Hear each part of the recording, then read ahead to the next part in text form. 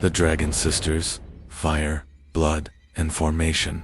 They say Aegon conquered Westeros, but it was his sister wives, the queens of blood and fire, Visenya and Rhaenys, who truly secured it. Do you know the dark side and the sacrifices these powerful Targaryens made for the throne, and how their contrasting Ursinilla shaped the most legendary dynasty the world has ever known? Prepare to unveil the whispers of the true forces behind the Conqueror. Amidst the dark and windswept lands of Dragonstone, House Targaryen's ancestral home after the doom of Valyria, grew two sisters who would be as fundamental to the forging of Aryam as the Conqueror himself. Visenya and Rhaenys, daughters of Aegon Targaryen and Valena Valerian, were much more than princesses. They were the embodiment of Targaryen essence, each in her own way, and the perfect complement to each other. And Tave, their younger brother, Aegon. Visenya, the elder of the sisters, was born with an austere beauty and an imposing presence. Her hair was an almost translucent silver white, her eyes a deep violet. Always seemed to observe the world with a penetrating and strategic gaze. From an early age, Visenya demonstrated a serious nature and a warrior spirit. She was not given to pleasantries and dances, preferring the company of armor and blades. Her training was rigorous, and she dedicated herself to the arts of war with an iron discipline. She was as skilled swordswoman, as deadly as any knight, and her blade, Dark Sister, a Valyrian steel sword, was an extension of her own will. She dominated military exercises with a dexterity that surprised everyone, and her posture was always one of vigilant strength. Her bond with Vhagar, one of the largest and most fearsome surviving dragons from that doom, was a manifestation of her own nature. Vhagar was a massive dragon, with bronze escalas and terrible fire, known for his fury and destructive power. The relationship between Visenya and Vhagar was one of mutual respect and a silent understanding. Forged in countless flights over the stormy seas around Dragonstone, Visenya was pragmatis persendi, the cold and calculating mind that saw the world in terms of force, duty, and inevitability. She did not speak much, but when she did, her words carried the weight of authority and strategic wisdom. Rhaenys, the younger sister, was Visenya's vibrant contrast. She possessed a more graceful and charming beauty, with the same Targaryen hair color, but her violet eyes held a dreamy sparkle and an inviting warmth. Rhaenys was known for her passion for music, art, and beauty. She loved songs, tourneys, and feasts, and her laughter could light up Dragonstone's gloomy corridors. Her nature was softer and more impulsive than Visenya's, but that did not mean she was less determined or less Targaryen. Her bond with Meraxes, a more graceful and swift dragon, with silvery scales, reflected Huron personality. Meraxes was fast in flight and had an agility that Vhagar, in his massiveness, did not possess. Rhaenys and Meraxes were inseparable, and the queen spent most of her days flying through the skies, exploring the clouds and landscapes below. She was the family's adventurer, the one who sought the new and the beautiful, and her curiosity led her to explore lands and cultures. Besides her passion for flying, Rhaenys was a born diplomat. She possessed a charm and a power to persuade that very few could match. Where Visenya used the blade, Rhaenys used words, a smile, the promise of a better future. She was the counselor who sought peace, the negotiator who preferred to avoid bloodshed. Her empathy and her ability to understand human nature made her a valuable intermediary in conflicts, capable of finding common ground where others saw only division. The two sisters, so different in temperament, were, however, inseparable. They complemented each other in ways that made them a complete Targaryen force. Visenya was strength and strategy, Rhaenys grace and diplomacy. They were fire and blood, blade and song, justice and beauty, and, crucially, they shared a deep bond with their younger brother, Aegon. Aegon Targaryen, the future conqueror, grew up alongside these two extraordinary women. Their relationship was not merely that of siblings and wives. It was a trinity of destiny. Aegon, with his own strategic mind and ambitious vision, trusted both. He listened to their advice, valued their skills, and understood that they were as essential to his plans as his own dragon, Balerion, the Black Dread. Aegon's decision to conquer Westeros was not born of a whim. As we have explored in previous episodes, it was driven by a deep conviction and a haunting prophecy, the Song of Ice and Fire. Aegon believed that a great darkness would come from the north, a long night hat would threaten all humanity, and that only a united Westeros, under Dominion and their dragons, could face this threat. This vision, this burden, he shared with Visenya and Rhaenys, the sisters. Each in her own way, understood and accepted the gravity of the mission. Visenya, with her pragmatic mind, understood the necessity of the brutal force that would bear.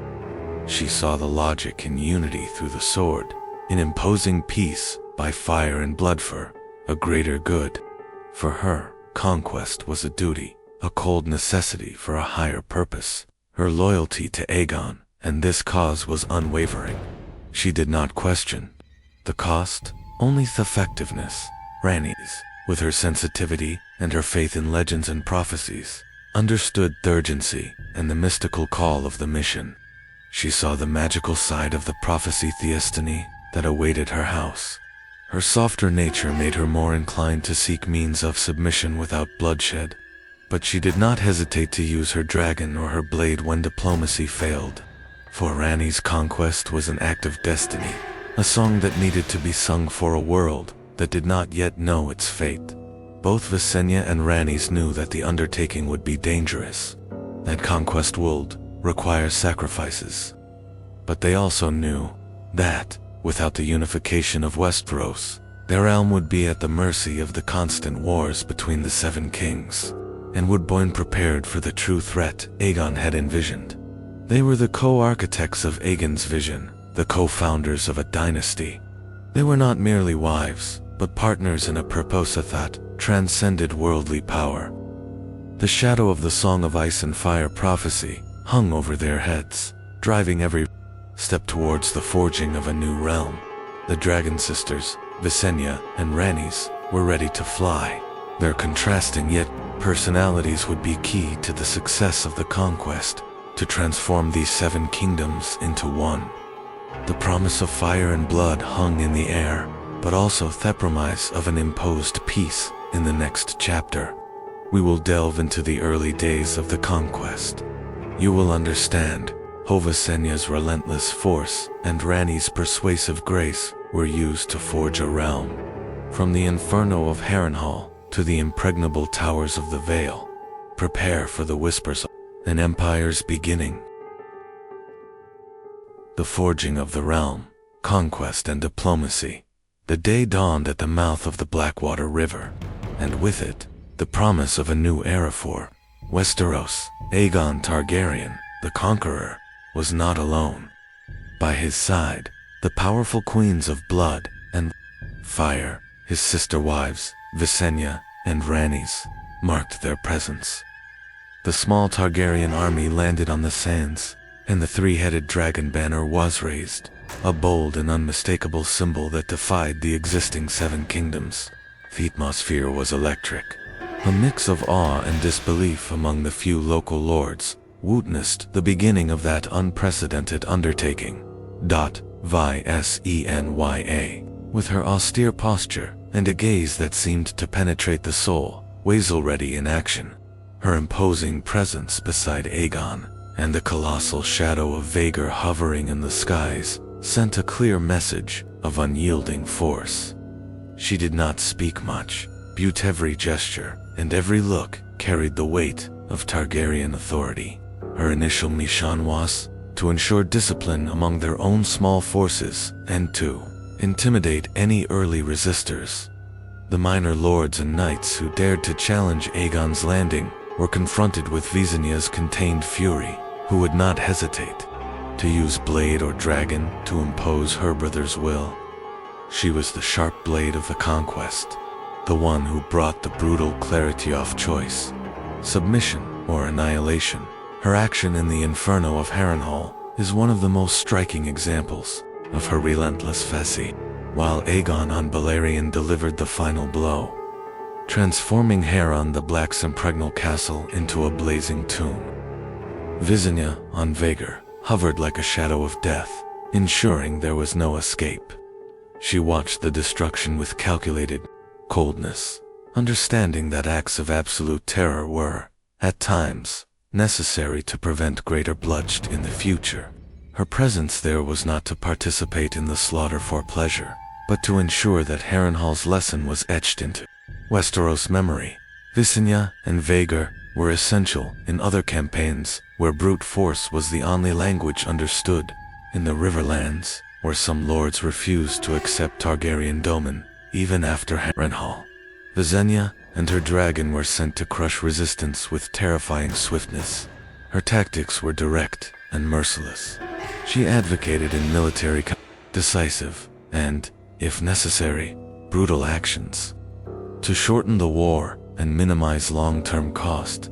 For Visenya, conquest was a job to be done, and weakness was not an option. Her sword, Dark Sister, gleamed as a symbol of her unbreakable will, and her fixed gaze ensured Aegon's orders were carried out, no matter the cost.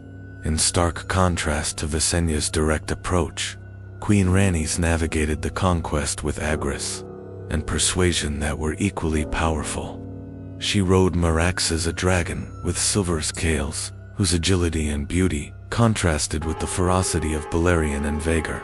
Rhaenys was the voice of diplomacy, the one who sought to win the hearts of men before burning their fortresses. Her action in the submission of the Vale is a testament to her unique approach. While Queen Regent Shera Arryn prepared her impregnable defenses at the Eyrie, Rhaenys did not lead a frontal assault. Instead, she flew Meraxes directly into the castle's courtyard, an act of audacity and confidence. There, before the queen and her young son, Ronald Arryn, Rhaenys offered not threats, but the promise of a unified future. She spoke of the peace that would come, of the end of wars between kingdoms, of the protection Targaryen dragons could offer. Rhaenys connected with Queen Shara on a personal level, and more importantly, she charmed young Ronald Arryn, allowing him to ride Meraxes.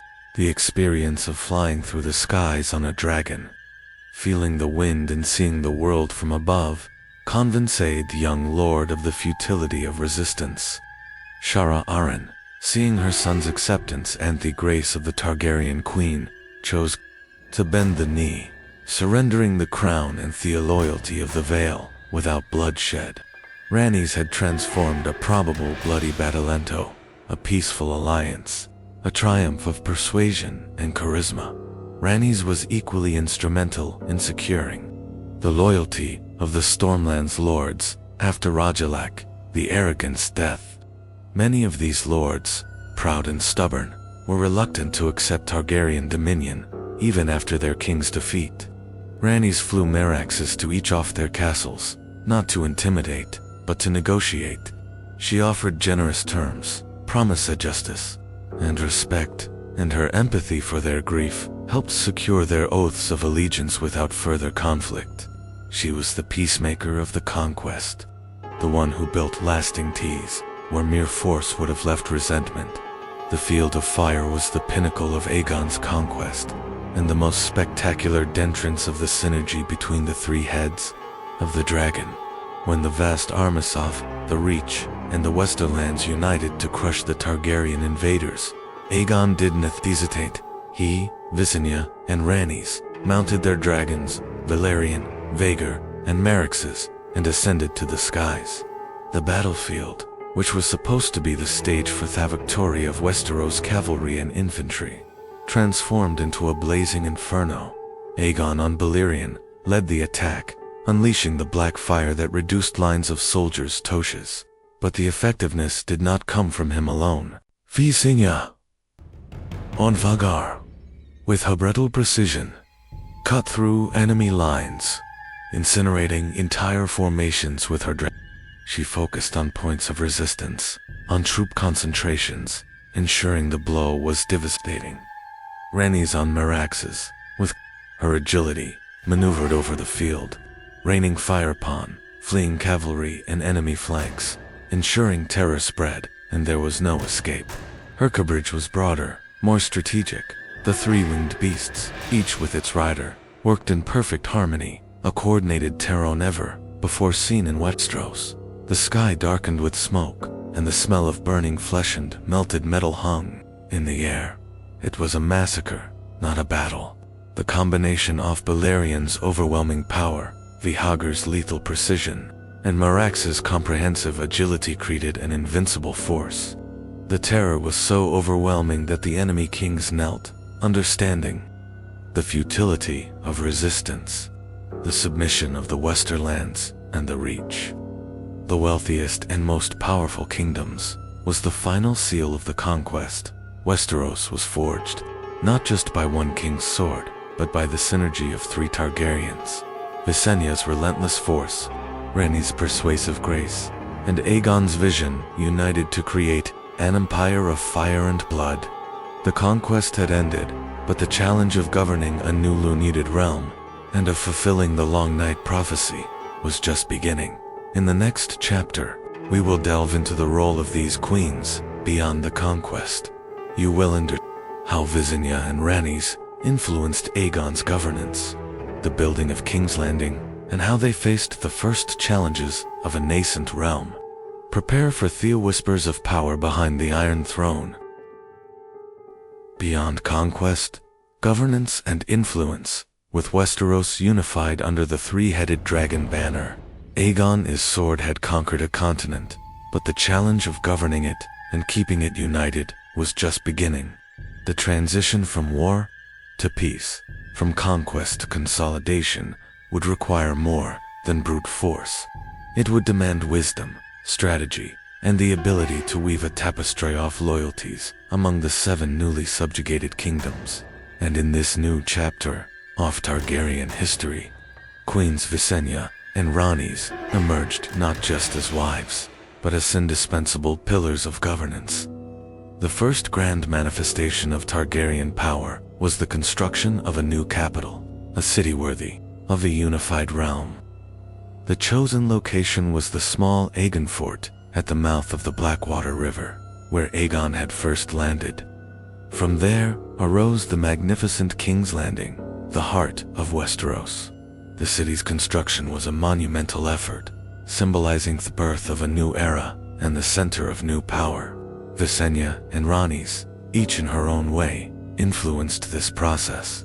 Visenya, with her eye for military strategy, would help plan the city's defense and the location of its future castles and walls. Rhaenys, with her appreciation for beauty and comfort, could have influenced the planning of its markets, temples, and ports, seeking not only functionality, but also beauty and accessibility for the people. Aegon's royal court was unique. There was not just one queen seated beside the king boudoir, each with her own personality and sphere of influence. This triple power dynamic, Aegon at its head, Visenya in strategy and force, and Rhaenys in diplomacy and grace, was a model of governance that no other realm possessed. They functioned as a triangle, each point reinforcing the other's. Visenya Targaryen, the elder sister and the warrior, took on a crucial role in forging the laws and order of the new realm. Her pragmatic mind and her dedication to duty made Harrigan's primary advisor in military and legal matters. She was no longer leading armies on the battlefield, but her experience in combat and her understanding of the need for discipline are entranced into a firmness in applying justice and ensuring internal peace. Visenya believed in clear laws and severe punishments to maintain order, especially in a newly unified realm where resistance could arise at any moment. Visenya played a fundamental role in the establishment of the king's, the elite body, of even sworn shields, dedicated to protecting the king and his family. Without lands, without wives or children, her vision for the Kingsguard was one of absolute loyalty, tough Iron Throne, above any other family or political loyalty. She understood that, for a Targaryen, king with 2 wives, and a line of succession that could be contested, an impeccable Kingsguard would be a pillar of stability. She helped establish their oaths, their uniforms, white cloaks, and their traditions, making them the king's shield and sword, a symbol of centralized power. The public perception of Visenya was that of an austere, relentless, and at times, frightened. She was feared by many, but respected for her strength, her rigorous justice, and her unwavering dedication to duty. When Aegon's decrees were questioned, or the Lord's obedience wavered, Visenya was often the one who intervened, ensuring submission with a firm gaze and the implied threat of vigor. She was the figure who ensured obedience, the enforcer of the king's will, and her presence was a constant reminder that Targaryen peace came with an untamed force. Her severity was a vital component for the realm's stability, a counterbalance to Aegon's and Rhaenys' more benevolent natures. In stark contrast to Visenya's rigidity, Queen Rhaenys Targaryen wove the realm's unity through a softer and more cultural approach. She understood that a realm was governed not only by laws and force, but also by the loyalty of hearts and minds.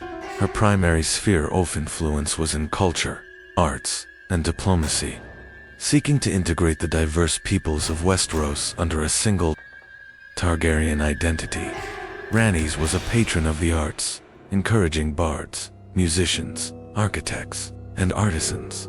She promoted festivals, tourneys, and grand celebrations in King's Landing and other cities, creating opportunities for people from different kingdoms to mingle, exchange ideas, and build a sense of shared identity. She understood that cultural exchange and joy could unite more than any sword. Her grace and empathy made her a born diplomat, crucial in reconciling newly conquered lords. Rhaenys frequently traveled to distant castles, not aboard Balerion with an aura of threat, but on Meraxes as an ambassador of goodwill and understanding. She listened to grievances of lords and common folk, offered solutions, and acted as a bridge between the crown and its new vassals. Her ability to appease minor disputes and prevent resistance from escalating into rebellion was invaluable. She was the face of Targaryen mercy and understanding, a necessary contrast to Visenya's severity. The public perception of Rhaenys was that of a beloved, accessible, and benevolent queen. She was cherished by the small folk and many lords, who saw her as the queen concerned with their well-being. This popular affection was a powerful political asset for the dynasty. Rhaenys did not rule through fear, but through love and admiration, ensuring that the new realm had not only a power base, but also a base of popular support. She was the song that united the hearts of Westeros. At the core of everything, House Targaryen maintained its unmatched power. The dragons, Visenya and Rhaenys, alongside Aegon, played a crucial role in managing and maintaining these magnificent beasts. They understood that dragons were not just weapons of war, but living beings of immense power, requiring respect and care. Each one's bond with their dragon was unique, almost sacred.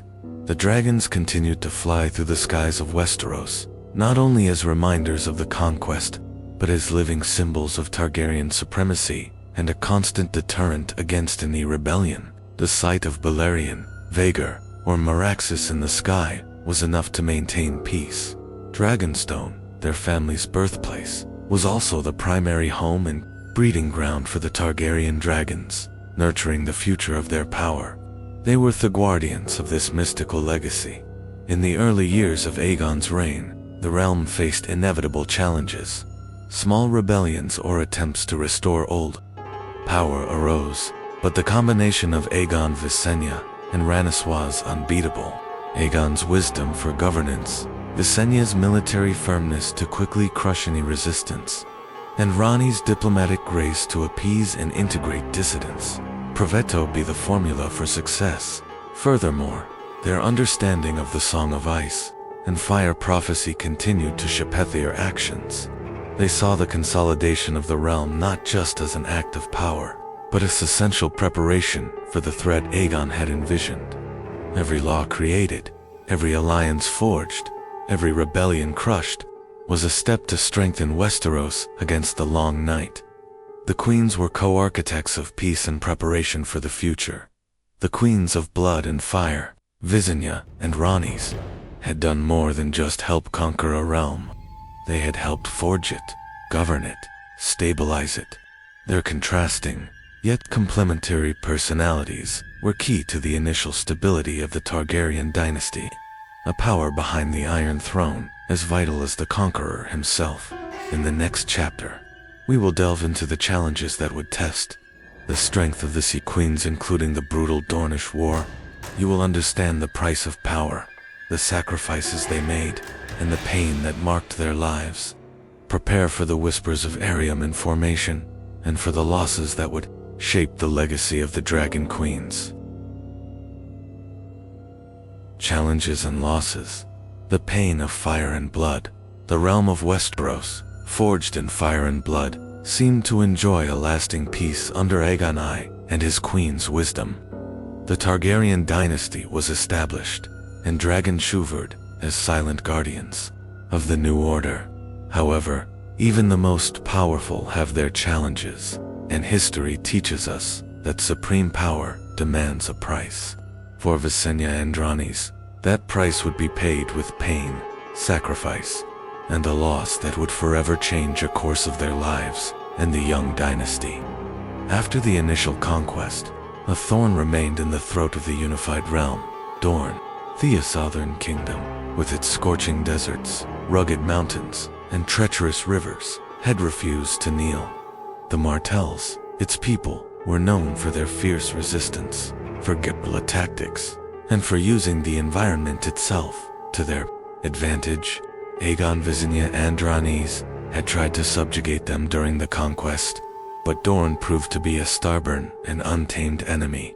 In the years that followed Aegon's coronation, the question of Dorne continued to be a point of tension. Aegon launched several military campaigns in an attempt to force Dorne to submit, using the fury of his 3 dragons. But the enemy was invisible, attacking from ambushes, burning their own lands to deny supplies to the Targaryens, and refusing to fight a pitched battle where dragons could decimate them. The campaigns were costly, frustrating, and caused significant casualties to Aegon's forces. Visenya, with her pragmatic and relentless nature, advocated for a full-force approach. She believed that Dorne should be mercilessly crushed, with its castles burned and its lords annihilated, until submission was complete and unquestionable. She led brutal aerial attacks with vigor, incinerating villages and encampments. However, the Dornish, with their cunning, often evacuated their castles and cities before the dragons arrived, leaving only empty structures to burn.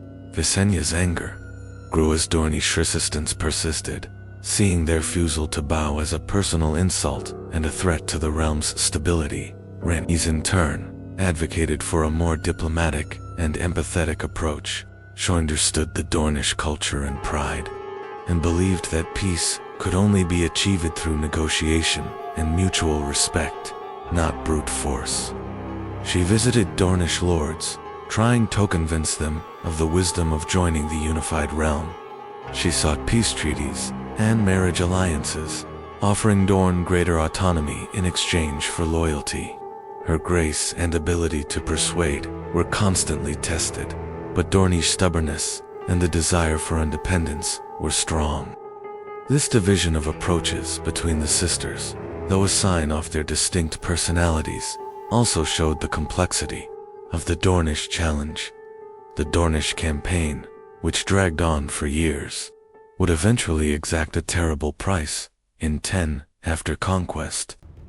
Tragedy befell House Targaryen in a devastating way.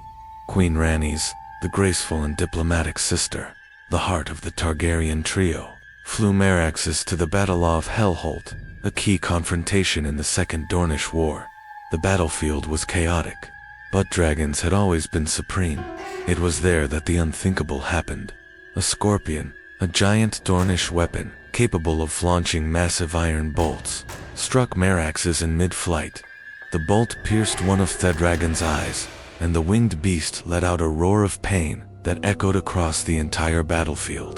Merax's mortally wounded began to fall from the sky, out of control.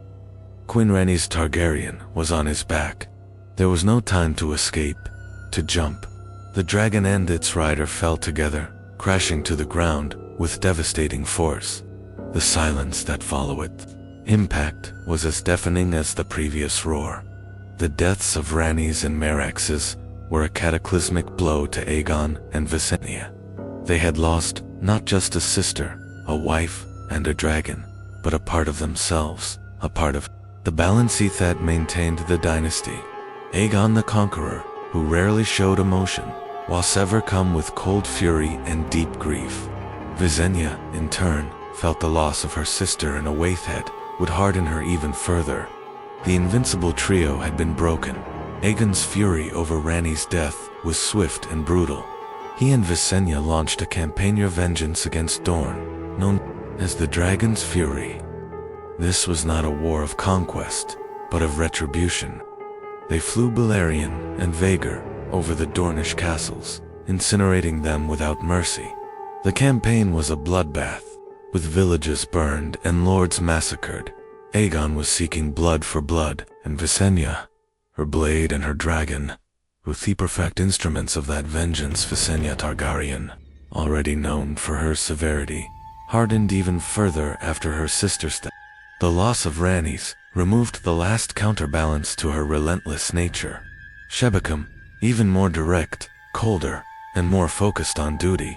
Her grief was a silent mourning, a hardening of the soul that made her more resolute and less inclined to compete.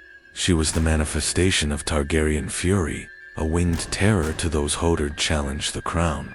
Her fury in Dorne was legendary, but also haunting. With Rhaenys gone, Visenya became Aegon's only sister wife and his primary counselor. This amplified her influence at court and in realm affairs. She took on much of Rhaenys' responsibilities, handling diplomatic and cultural matters, though with a much more practical and less graceful approach. She became the only strong voice beside Aegon, shaping the realm with her iron vision. Succession became an even more critical concern. Aegon had sons from both sisters. With Rhaenys he had Rhaenys. With Visenya he had Maegor. Rhaenys, Rhaenys' son, was the heir apparent, but he was a gentle, indecisive man without the Targaryen strength, Visenya necessary to rule. She saw Rhaenys as weak, a threat to the Targaryen line she had helped forge. On the other hand, Maegor, Visenya's son, inherited much of her own relentless nature. Maegor was a strong, brutal, and unhesitating warrior, much more like his mother. Visenya saw Maegor as the true hope for the dynasty, the one who possessed Targaryen blood and fairy at his core. This subtle, or sometimes not so subtle, preference of Visenya for her Aunson over the legitimate Rhaenys would sow the seeds of future succession conflicts, and would be one of the roots of the tyranny that would come to consume Maegor's reign. The purpose of the Dance of the Dragons was manifesting in every choice. Rhaenys' death was the greatest loss for the Dragon Queens, a blow that would test Visenya's strength and resolve. She had seen the tragedy, felt the pain, and now her focus would be on ensuring that the dynasty she had helped build remained strong, even if it meant acts of cruelty and the promotion of her own brutal son. In the next and final chapter of this saga of the Queens of Blood and Fire, we will delve into Visenya's final legacy. You will understand how her influence shaped not only the building of King's Landing, but also the character of Maegor, the Cruel. Prepare for the whispers of a power behind the throne, and for the truths about the queens who secured the Targaryen Empire. The legacy of the Dragon Queens, contradictions and final truths. After the tragic loss of Rhaenys, Visenya Targaryen, the elder sister, took on an even more central and ruthless role in the dynasty. Her influence, already considerable, became absolute. Beside Aegon, the pain of her sister's loss seemed to have hardened her even further. cementing her conviction that brute force and relentless decision-making were the only guarantees of survival for House Targaryen in a dangerous world. Her legacy, and that of her sister, would extend far beyond the Conquest. Shaping the kings to come and the very heart of Westeros, Visenya's influence in the formation of her son, Maegor, is a dark and complex chapter in her history. Maegor, from a young age, demonstrated a fierce nature and an inclination towards cruelty, qualities that his mother Visenya seemed not only to tolerate, but to encourage. Who was a born warrior, not hesitating to use violence to achieve his goals, very different from the gentle and hesitant nature of his half-brother, Rhaenys, Aegon's heir apparent. Visenya saw in Maegor the true embodiment of Targaryen power, the son who possessed the strength and ruthlessness necessary to rule a newly forged realm. She shaped Maegor with the same iron discipline she applied to herself, teaching him the arts of war and the importance of absolute authority. Some whisper that Visenya, in her desire for a strong successor, may have inadvertently planted the seeds of the tyranny that would come to characterize Maegor's reign, known as the Cruel. She believed that weakness was a luxury House Targaryen could not afford, and Maegor was her definition of strength. Her influencio, Maegor would be one of the most controversial legacies of her life, beyond shaping a future king. Visenya left her indelible physical mark on the realm's capital. She played a significant role in the expansion and fortification of King's Landing. Her strategic vision, the same that ensured victory at Harrenhal, was applied to the city's defensive architecture. The Red Keep, the massive royal residence that stands atop Aegon's Hill, is a direct testament to her influence. It is said that Visenya personally oversaw the design and construction of the fortress, ensuring that it was impregnable.